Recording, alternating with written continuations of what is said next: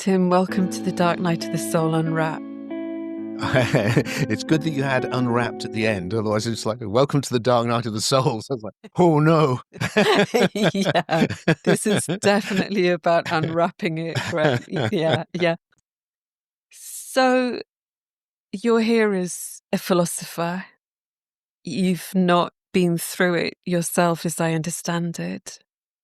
Not in the way that people often describe it as a critical moment of spiritual challenge, which then leads to a radical transformation, a single event. My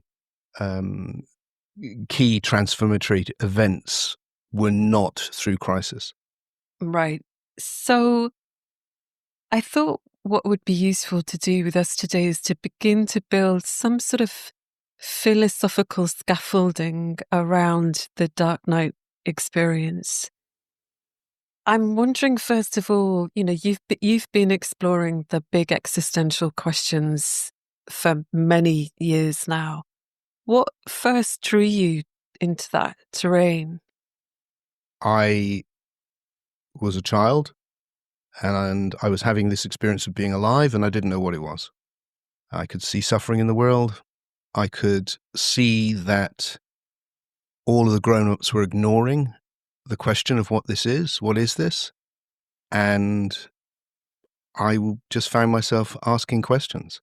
And they went very deep, and that was very early. So that would have led to my first transformative experience, kind of awakening experience, you could call it.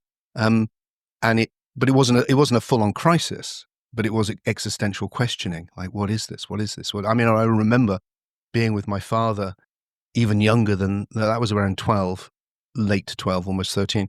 And but I remember even younger, walking with my father and asking these questions, and him saying this. I can still hear his voice. Well, Timothy, greater men than you or I have asked these questions and not come to any conclusions. And my feeling was, well, that can't be true, can it? Because life is such a big question. There must be something that answers it, and I'm going to find it. And that's what propelled me to do this.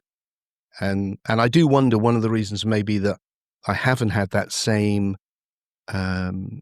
emergency, although I've had plenty of suffering and dark times, but not that same explosive spiritual emergency, is just simply because it started so young, so that it was spread out into smaller events. Yeah. I thought it would be good to say a little bit about what we understand philosophy to be for people who think of it purely as a sort of an academic exercise. And I think you've just partly answered that it is the asking of these deep and fundamental questions about what all of this is and who we are, how we should live. What for you makes it useful in relation to these big life events? Well, the word, which is allegedly coined by Pythagoras, means love of wisdom, philo Sophia, or love of the goddess of wisdom, even Sophia. It's love of wisdom, and philosophy is about really being able to reflect on what this is and what we should do with it. And the reason that it's got my attention is that every morning when I wake up, here it is, that I'm having this same experience of being a human being. It's always different, it's always fresh, but it's always here. And what the hell is it? And what is death? Why is there suffering? What can I do about it? How? And then it expands. Okay, so then I can be going about my daily life as if what matters is I got to get this list of things done, and I have got to get that list of things done, and then bang, something can happen, and I'm catapulted into a completely different state where it feels like, oh, now I feel like I'm communing with a great loving intelligence. Where did that come from, and what's that? And so forth and so forth. Or what was that first awakening that happened when I was 12 and has been recurring ever since? So the philosophy, everyone has one. It's just most of us have it unconsciously. It's just our conditioning. And your conditioning it It gives you the categories with which you can discern the nature of what's happening to you. So that, and you don't even know you've got them.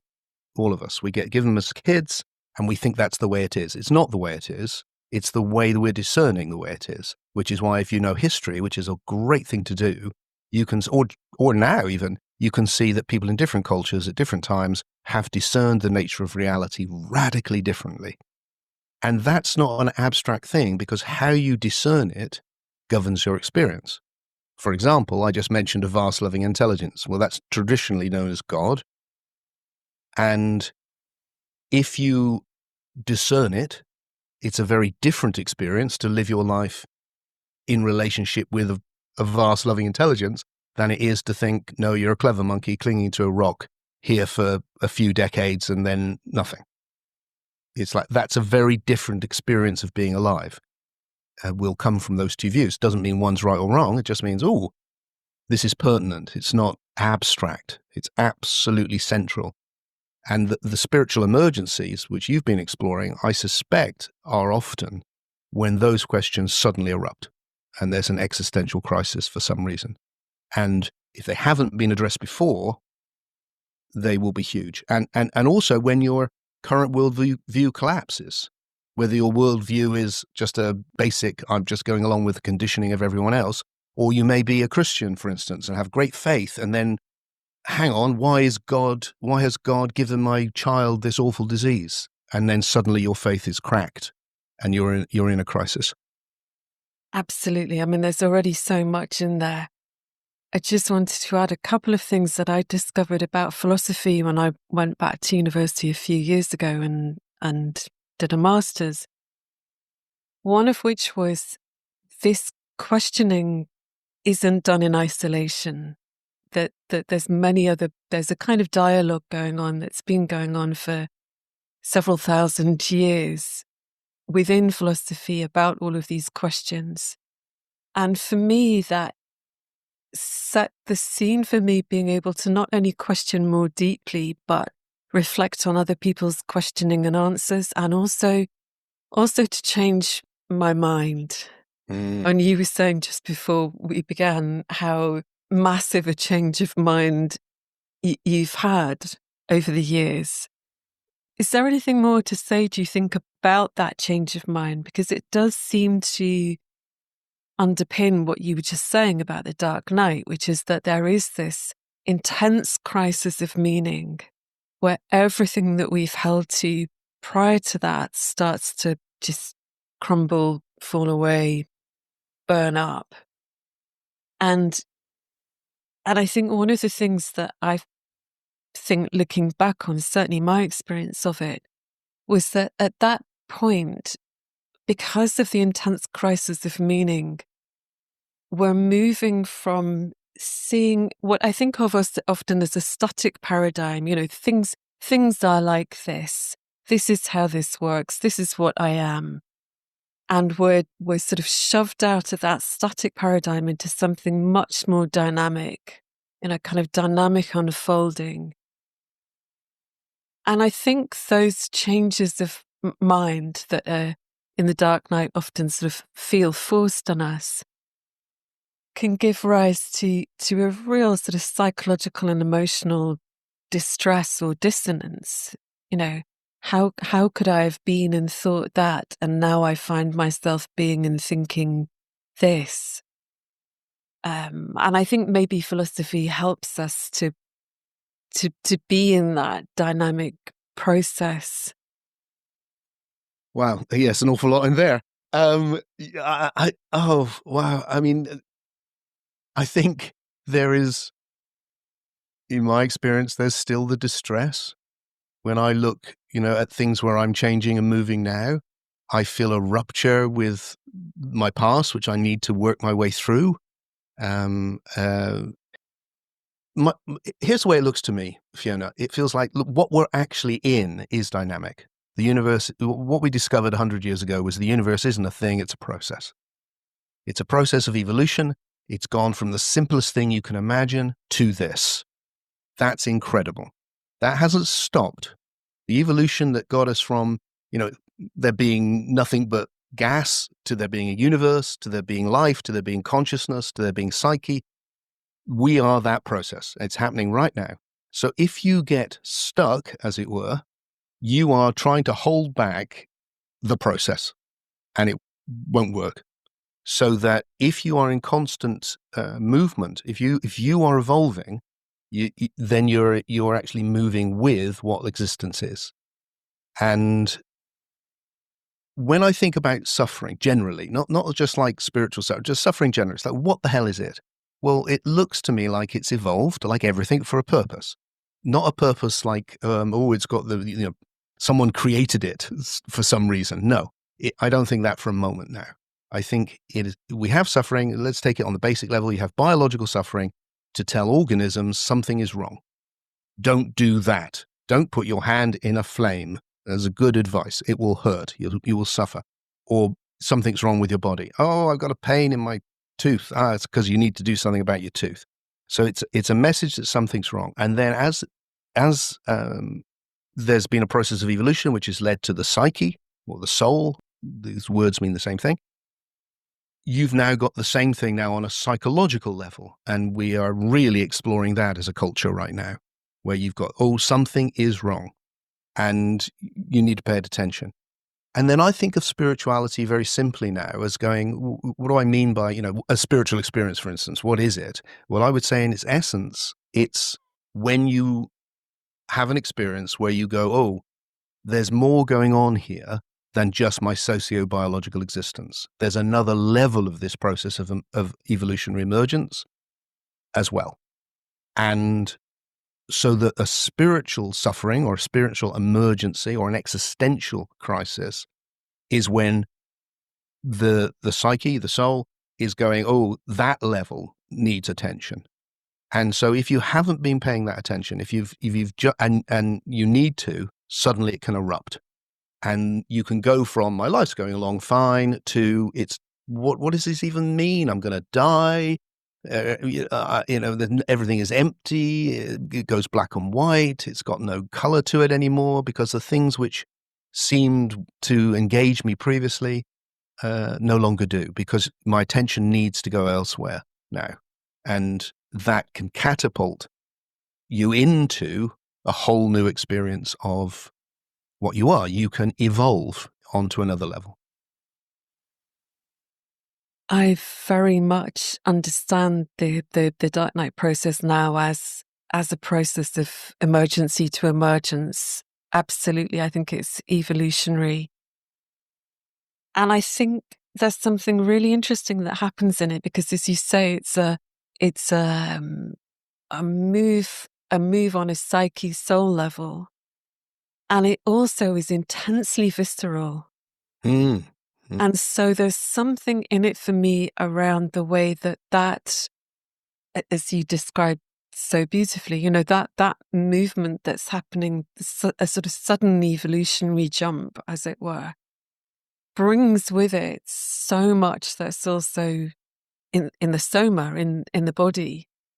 And so I think we're not talking about these levels as kind of categories that aren't related to each other in some way, right? That there's an interweaving of all of them. And so when there's a shift or a change in one, it necessarily brings along with it a similar kind of change that ripples through on all those layers.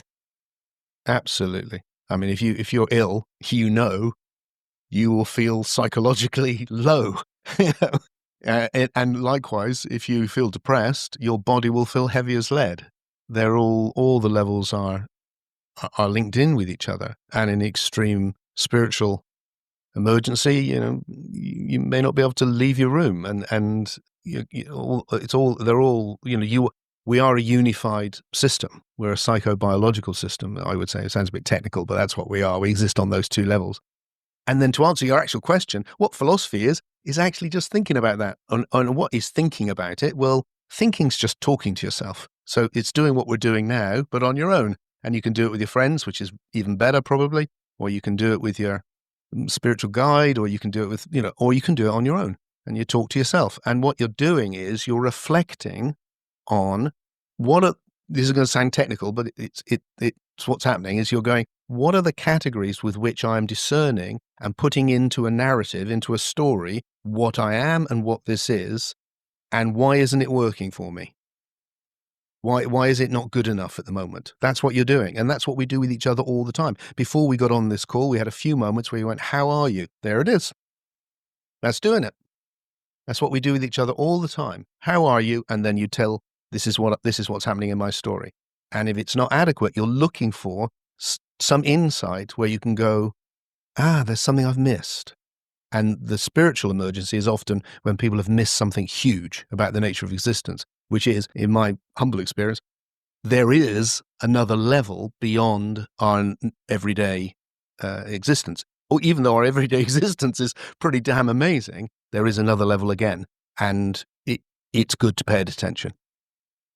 I'm smiling partly because if I think back to the me, me 6 months before my dark night began, I would have been sitting here nodding, going, yeah, absolutely. There's this different layer of existence. And I would have been thoroughly agreeing with that. And yet, dot, dot, dot.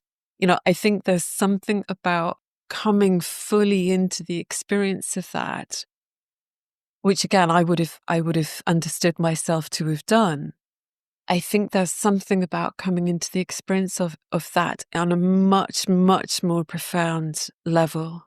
So what was that about for you, Fiona? I'm sure you've shared it a million times on this podcast, but for me, I would love to hear you just articulate it so I can really get what was the transition whereby you would have been here nodding, going, yes, that's right. And then, what was that?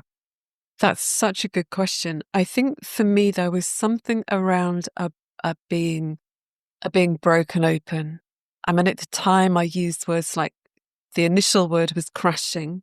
It felt like I'd been moving, really fast and crashing. And I think that was the momentum of the conditioning that you were talking about before. I am this kind of person doing this kind of thing, and all of this sort of energy and momentum behind that. I mean, interestingly, just before the dark night began, it was as if I could feel something very subtle, just slightly behind me, pulling me down and back. That was the sense of the movement of it. And so I think there were two things happening for me simultaneously. That down and back, I think, is related to, I mean, you've used a great word before, pastivity. And we can talk about that, what that is in a moment. Just as an aside, philosophers are great at making up new words and new phrases. You have Right? to. And I think that's, yeah, absolutely. I think that's a really good one because that describes something that I think is really pertinent to this process. But the other was to do with that pull or that being drawn to the loving intelligence that you were talking about. Now, that was much less evident at the beginning, but I think there was something about the whole, I mean, I will often use words like self-structure, and we can kind of dig into that in a bit, but that was being broken down, dissolving, falling apart. Could you describe pastivity? Yes. So the idea there is, it's a very big idea, but I'll focus on what we can use here, which is that simply we're in a process. Have a look. There's constantly a new moment. It's obvious, but interesting. And it's always a new version of the old moment, which has never happened before. And it couldn't exist without the old moment. So in a very real sense, all of the past is implicit in this moment, all of it. And so I'm meeting everything that Fiona has ever been, done, said, her whole relationship with the universe, going back and back and back and back, and maybe even beyond Fiona. So, and the same with me. So the essential idea of pastivity is, look, the past this is a process of forming where something new constantly forms, and what has already formed is running what has formed. So the reason I speak in this accent is because of everything that's formed me. The reason I move my hands like this is because I've got a funny habit which I've developed at some point. The reason the table's staying the table is because of the nature of the table. The reason the air is the air. Everything is being repeating the way it's been before, but in a slightly new way. And that's what our evolution is. So if when that pastivity serves you, fantastic. And mostly it does. Like I'm making these funny sounds right now, and you're able to understand meaning through them because of our pastivity. You've learnt to unpick these sounds, and I've learnt to say them. But also pastivity can not serve you, that it becomes, like you said, a limitation. It's not adequate to the nature of the evolving life. It's just not. And then we need to break out, and that's the structures. I would say a good name for what you call the structure, which I like, is, well, that's the pastivity algorithms, if you like, that run Fiona. And they can conflict. That's another thing that happens a lot. You have one thing here, which is going, this is the nature of life. Then you have another part going, no, this is, and then you've got conflict, and there can be lots of that in the psyche, and that leads to crisis. Just to say, I like the fact that pastivity, which is a combination of past and gravity, has that sense of weight to it. And I think that's something that often in the dark night, there's an eruption of the past into the present, into now, in a way that is far beyond the mechanisms of what we often call mind. It's far beyond the control mechanisms, and whether that's past trauma or other, the weight of the past is suddenly viscerally present in the moment. And I think it would be good to touch into time a little. In the dark night, there's often some weird things that happen around time, partly because of what I just said, that the past can be here so vividly and viscerally, but also because time itself seems to speed up, slow down, do strange things. And as we know, and I know this is something you've touched on a lot, the exhortation is usually, be in the now, be present. And I've been thinking a lot about that again recently, and how for me, that's a weird kind of misunderstanding of past, present, and future in these separate silos. And somehow that if you just don't think about the past or the future, they will somehow not be here. And yet, as you just said, we're of the past, we're sort of on some level, we're made of past. And so I think what we're doing when we're what we might call being present, when we're here with what's here, by definition, we're here with certainly past and probably future too. Absolutely. Yeah. I mean, I take a both and approach to all of this. It feels like, look, if you're physically suffering, it can be really helpful to distract yourself and concentrate on something else. This is a good idea. If you are talking to yourself endlessly about some problem, and often by the mind, we just simply mean the talking to ourselves. And like any conversation, it can be rubbish, it can be repetitive, or it could be deep. So which are you having? And there's not good or bad, is it? Conversation's great. But just, if you sit next door to someone on the bus and they won't shut up, it gets a bit irritating. And if you're like that inside yourself, it's just like, Tim, stop it now. Well, one of the ways you can stop it now is by bringing your attention into your sensation, for instance, your breath or being present. So that's all good advice. But the idea that you've got away from time is like you said, just nonsense. This is time. This is this process. And I'm thinking it might be helpful to the conversation to share what I do experience, because it's regular for me. It's like a lot, which is, especially now, since I've been in my 60s, probably most nights I wake up in the middle of the night, say about 3, and I'm with my life. And it's hard often because it's like a reevaluation of who I've been from this perspective of who I am now. Now, I'm pretty lucky. I haven't killed anyone. I haven't done any really terrible things that I'm aware of. But nevertheless, my own foolishness leaves me completely like stunned. And it's not. I used to think, Fiona, you hear people, I've never had a near death experience, but I know lots of people who have. And they describe this, I saw my whole life. And I've kind of had this naive thing of, oh, that sounds amazing, doesn't it? See your life and everything. Now I think, oh, Jesus. I better get ready for that now because it's going to be a damn shock if I'm not. So there's that kind of reevaluation where you're living with it and I feel like I need to keep entering into that. And it changes me because it changes how I see my past. And like I said, that can create a rupture. And then I need to be able to be with myself as well and all of that. And then the other thing which seems pertinent, which you may relate to, and I do get this a lot, because you talked about it, it's like most of what happens to us we're not conscious of. Let me speak for myself. Most of what happens within me, I have something happen, I go, what's that? What's happening to me? I don't just know. I don't know biologically. Oh, I don't feel very well. I don't know why. It happens to me psychologically. Oh, I don't feel great. I don't know why. And I have to discover it as best I can. Something that I'm doing philosophy to do this podbook, in which I'm exploring this new philosophy, which has been the last 8-12 years developing. And it's going on every day. And that requires me to really ask and ask and ask and ask and ask and ask. So that's my job. I know everyone doesn't need to do that, but that's me.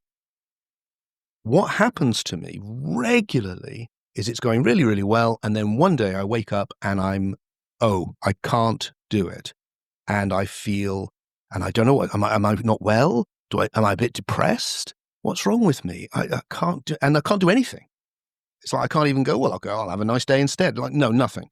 I'm almost like depressed or just, and what I've seen so many times now is that the next day, bang, I'll have a whole lot of new insights and the whole thing will jump forward to the point that not always, but often it feels like, oh, what's happening here is that my unconscious processing, which is nearly all of it, is now it's like my computer. It's like you sit on the computer. It's like, God, it's going slow today.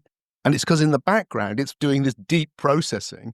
And then the next day it goes, bing, here you are. You asked a question. Here's the answer. and that's what's happened. I've asked a question. I haven't got, and then it's gone, and it's processed it. And then bang, out it will come. Now I'm having that on a kind of day-to-day basis. And I wonder if in a larger sense, in a more condensed sense, that's what happens with other people in the dark night of the soul. Yes, I think in short, I think that's absolutely part of what's happening for me in the dark night. It was, again, I mean, I use the word visceral, multiple times a day, but there is something about the intensity of the way that reckoning is going on in the dark night. It's completely unbidden. And for me, it went back over, the entirety of my childhood pretty much and some of my adulthood. I've also experienced what you just described, with that kind of reevaluation process that's going on. That started when I was around maybe 10 years ago, 9-10 years ago. And I think there's something in this and in the dark night that when our ideas about ourselves are falling apart, it's often deeply humbling, right? Oh That we're God, facing this absolutely. foolishness and insanity. Humiliating might even be a better word. Yes, absolutely. I mean, Humbling sounds a bit horrible. I mean, for me, certainly a deep sense of shame in the dark night. Yeah. And I think there's something about the way that hadn't happened before, again, because of this self-structure or whatever we want to call it. I think that forms originally partly to keep us out of the pain. We were talking about the suffering before, and I think Okay. part of the way that the persona develops is to try and protect us from pain, both to stop us from feeling what's already there and to try and protect us or defend us against further damage. which is why I think it's so intense in the Dark Knight when that breaks down. The Right. defenses start to fall apart, Right. and we're faced with what to ourselves and often to society looks like complete failure. I think the other thing that I'd add in this is that activity of asking questions is so profound in itself. I mean, I think there's something about that act which you do in your way. I spend my day with people, asking them questions, and obviously do that with myself. I think we have to be in that territory asks us to be maybe not comfortable, but prepared to entertain uncertainty, right? And I think there's so little encouragement for that out in the world, there's an expectation that we be certain about things. So in the Dark Knight, that being in that space of I don't know is what happens anyway, but also really helps when we're able to say, I just don't know. Every question is actually saying, I don't know. It wouldn't be a question otherwise. Otherwise, you're just making statements. So that to have an open system as opposed to a closed system is absolutely essential.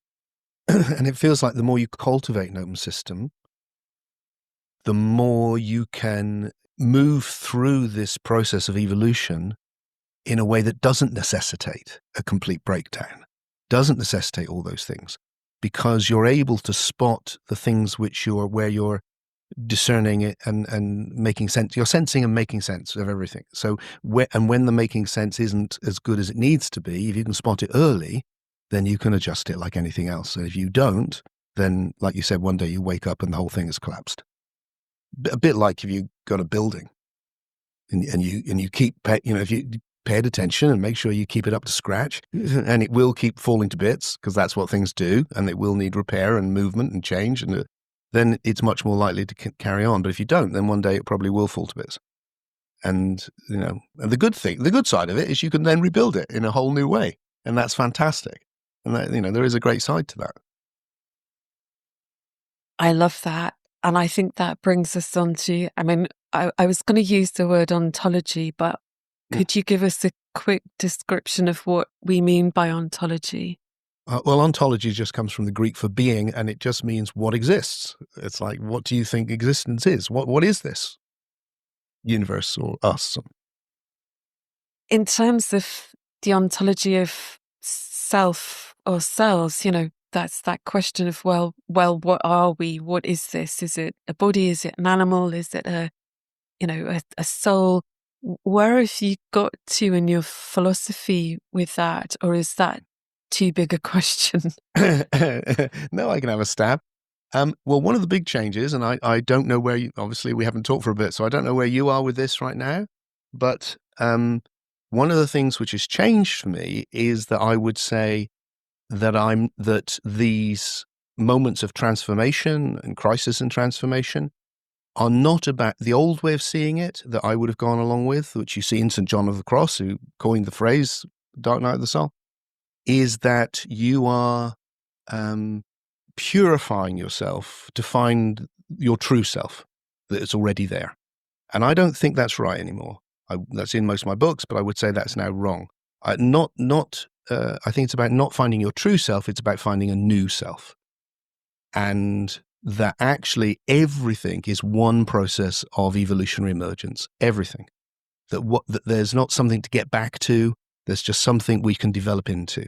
And that I am actually Tim.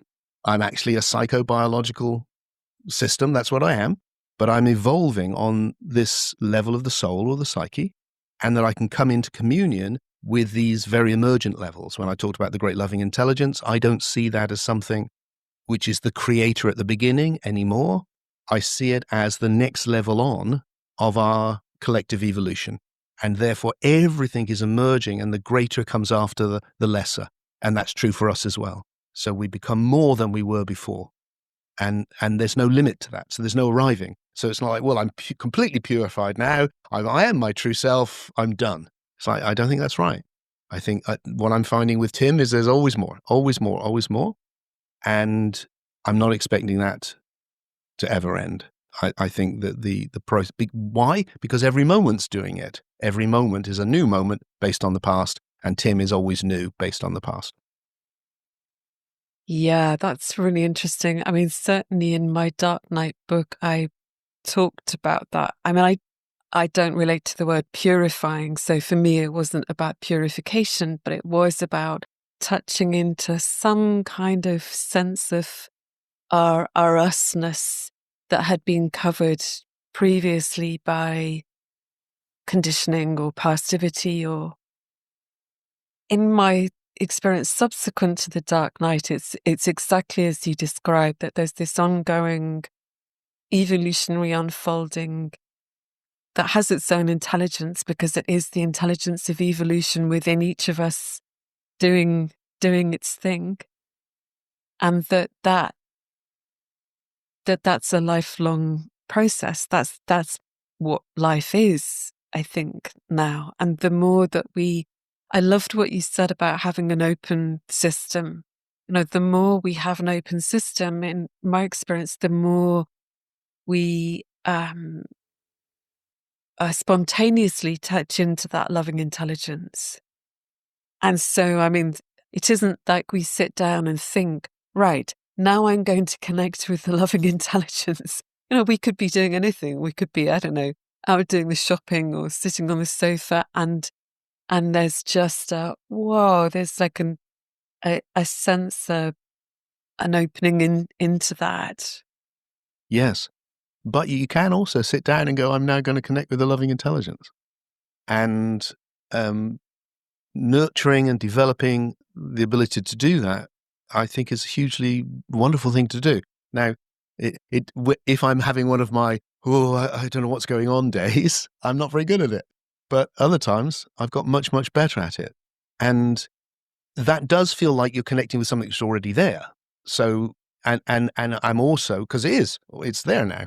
I don't think it was always there, but it's certainly there now. I think it's a product of evolution, like everything else, but it is there now. And it also, I can touch into parts of Tim that are already there, which have touched it before, which is the best of Tim. So it's not like, that sense of, oh, I remember now is real. I mean, I when I'm relatively asleep, I forget. Literally, I think I can forget what it's like when I'm really touching the most emergent levels of myself and of reality, because it's so full on. The love is so extraordinary. The feeling of aliveness is so beautiful that it's hard to remember. You can have, the words don't capture it because the words are words. They point to it. But when you actually hit it again, you go, oh, I remember this. So there is that sense of coming back to things, but it's within an overall in an evolutionary movement. Yes, absolutely. Because it can't by definition ever be quite the same twice. It's right. It's right. Yeah, you're right. And yet, yes, I mean, my sense when I'm in that loving intelligence is a sense of, oh, I'm falling back in. Yeah. So Yes. there is a sense of Absolutely. of coming back in Yes. to something that feels profoundly known Yeah. on some level, some very deep psyche, body, soul level. Well, my guess is a whole nother subject, but my guess is um, that we experience more than one lifetime. And part of the philosophy I'm exploring, which we won't go into now, but it's about trying to make sense of that in a rational, evolutionary way that's congruent with what we know about biology and physics. But if that is true, then I suspect we do carry that. So there's deeper aspects of us where it does feel like, oh, I'm remembering something I experienced and I've forgotten. And that's for real. That's not because that's your true self that's already there and you're already perfect and you're the presence of something, pure consciousness or something, but rather it's because you are going through these cycles and you can pick up again. Just like happens in everyday life, where you forget a certain thing and then you go, oh, I've forgotten how much I enjoy doing swimming or whatever it is. It's like, that's a trivial example, but it's like that, but on a big scale. And so there is some part of you that has touched into that big loving intelligence before, and it feels like home. It feels like, oh yeah, this is where I feel safe. This is where it feels good. And this can take all of the suffering that we've been exploring and redeem it. And for me, that is the big thing. It's like life is bitter as well as sweet. And what this awakening to the big loving intelligence, what it does is it goes, oh, it's all leading to this. And that's why the ontology that I'm exploring of evolution is so optimistic. The old ontology is you've fallen from that. That's already there. You're already it. And you've fallen into this illusion. It's all gone horribly wrong. And now you need to get away from your being human and get back. And this is going, no, not that. It's all moving forward to the greater. And the suffering, which is all evolved for good evolutionary reasons, can be redeemed because it's leading to this great goodness. And the more we can take it to that great goodness, the more we can redeem our personal and collective suffering in something which makes it all worthwhile.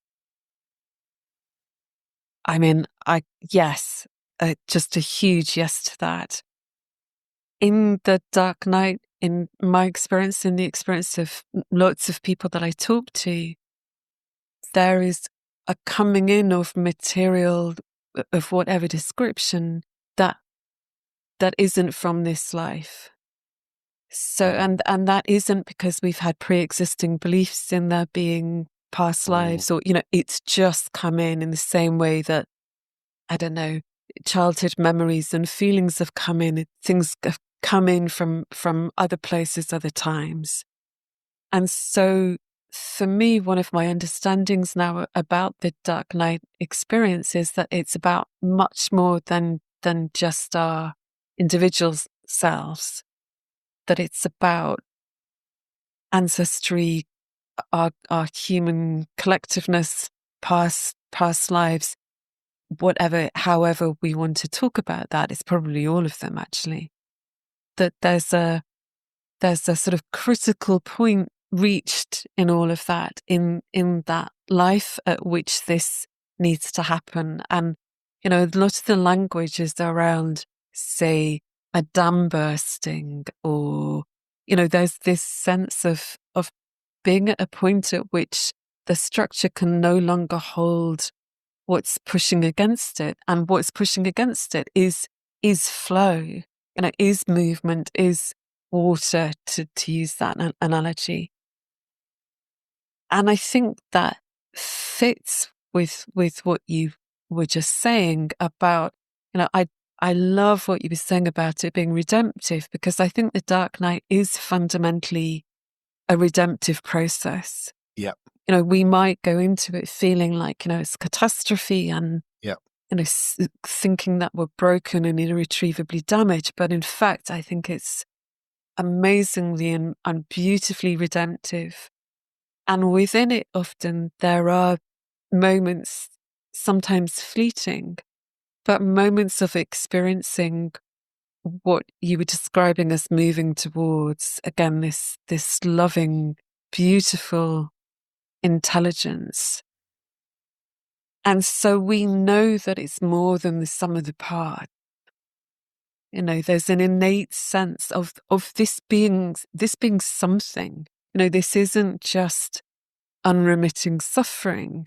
It's suffering in the service to a much greater redemption than we can possibly imagine in the early days of it. Absolutely. Beautifully put. Love is suffering.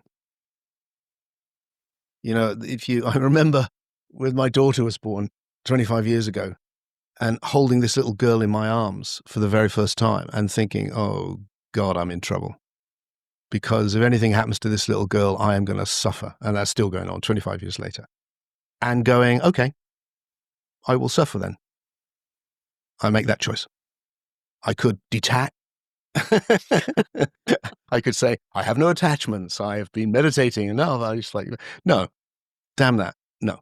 I'm to enter into life. And so that collective thing that you brought up, I think that's so deep, Fiona, because I would say a lot of the suffering that I get, I've got a pretty lucky life. I haven't had my fair share. I've had less than my fair share, but I've had plenty of, bad things happen, and I know they're hard.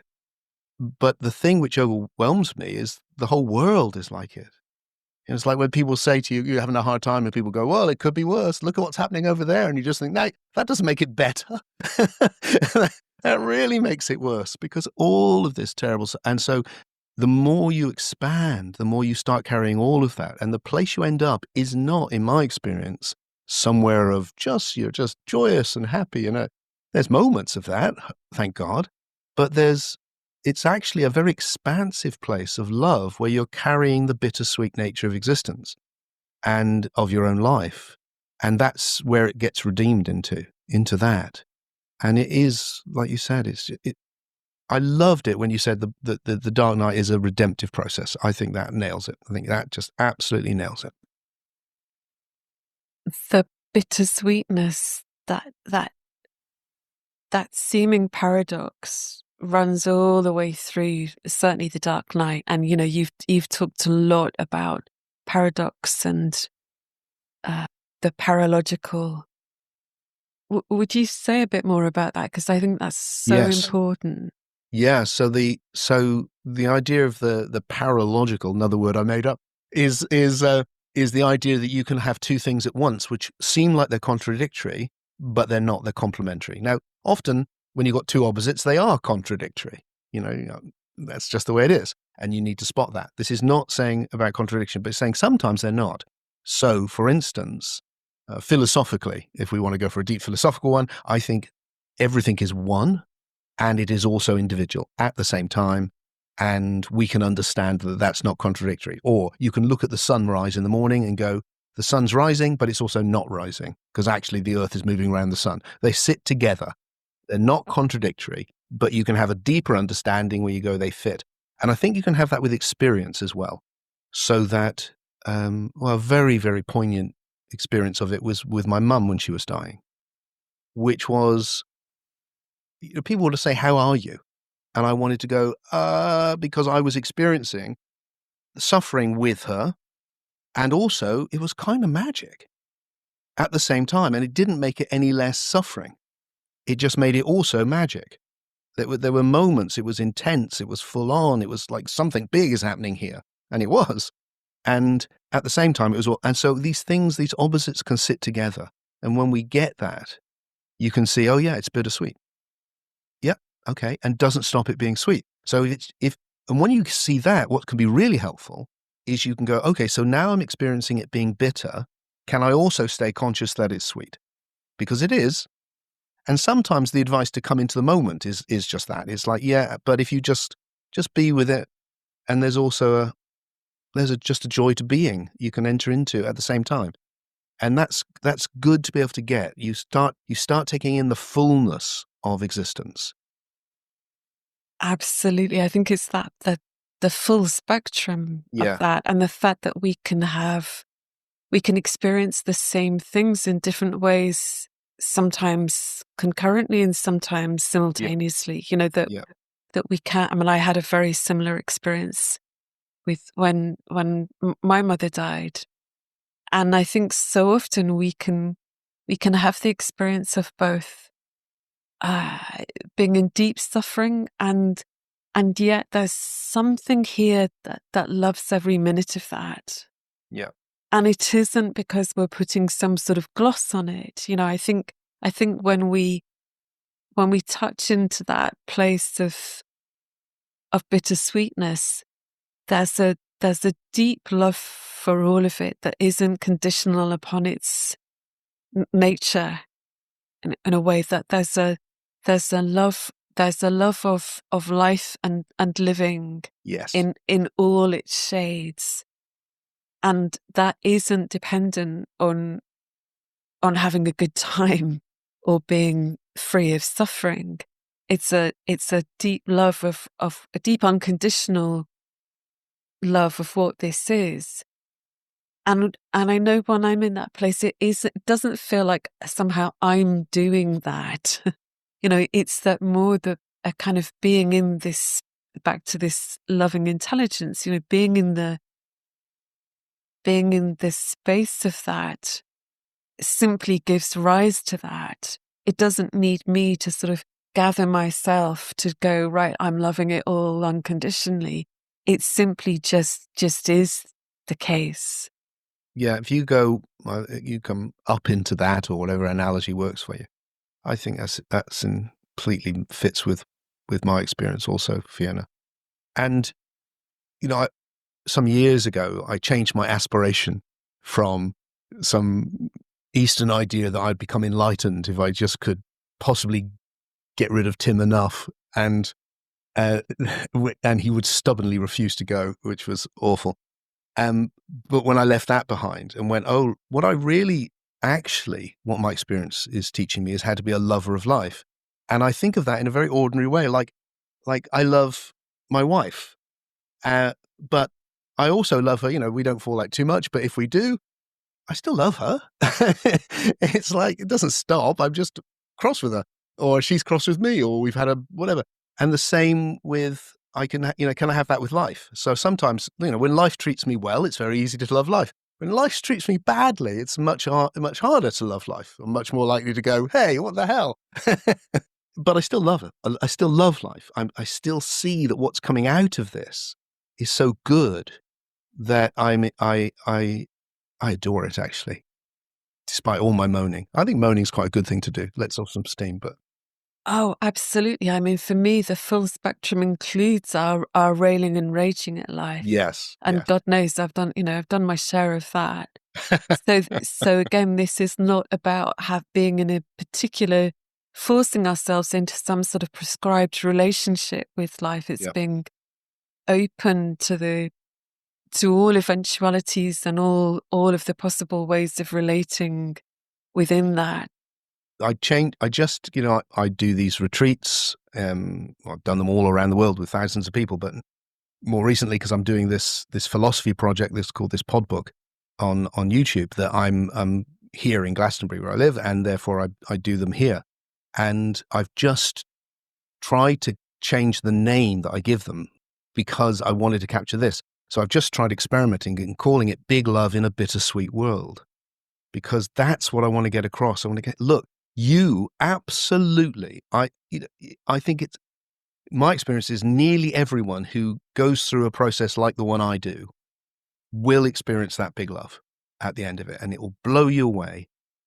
But let's do it not in the context of like, oh, I got high for a weekend, but let's do it in the context of it can help me enter into this bittersweet life and love it in its fullness, and enable us to evolve, to carry on the journey, and to accept that it's going to head, every life has a tragic curve. It's going to end in probably illness and death. So it's like, let's get the hang of that now, and make the most of it. I'd love to have you come back for another episode to talk about death, if that's possible, because I think that's incredibly important. And I don't want to sort of mention it and then not come back to. I would always be delighted to have a conversation with you, Fiona. Fantastic. It's a lovely thing to do, and deep thing. So just before we finish, what was coming to me was in the End of the Dark Night book, I say something like, I wouldn't wish it on anybody, and I'm so grateful to have gone through it. There's the bittersweetness again. For anybody who's going through it just now, is there anything you'd like to share or offer? The great, the challenge of that always is not to offer something glib, something which, sounds wise, but really, it's because if you're really going through it, it's hard. I've seen it. I mean, I've been through it myself in little ways, not like huge periods, but I've been around a lot of people, and it's really hard. And, all right, I think my advice would be, actually, if I was with someone right now, would be keep going, because it's an evolutionary process, and it will It's a bit like, I see us sometimes by analogy with being in a geographical terrain. It's like you're there with me going, hey, where are you? And it's like, well, I'm in the meadow by the river at the moment. Where are you? Oh, I'm on the top of the hill with a great view. Oh, how's Jeff? Oh, Jeff's in the dark wood. Oh, no. Oh, is he a bit lost in there? Yeah, I got lost in the dark wood. But you know, he'll find the way out. You know, it'll happen, and it will. And it's a bit like, oh, where are you? I'm stuck in the marsh. I can hardly move. It's like, oh no. Oh well, look, you know, I'll be there next week, but and you'll be in the meadow by the river, and like that. And so the thing is, like, keep moving, keep evolving. Don't lose hope. Don't lose faith in life, and also in a way that probably makes no sense if you're really in it. That big loving intelligence, whatever hell name you want to give it, is rooting for you. It's with you whether you know it or not, and it will be ever more plain to you as you come out that it's there. Perfect, Tim. Thank you so much. Really appreciate it. It's an absolute pleasure.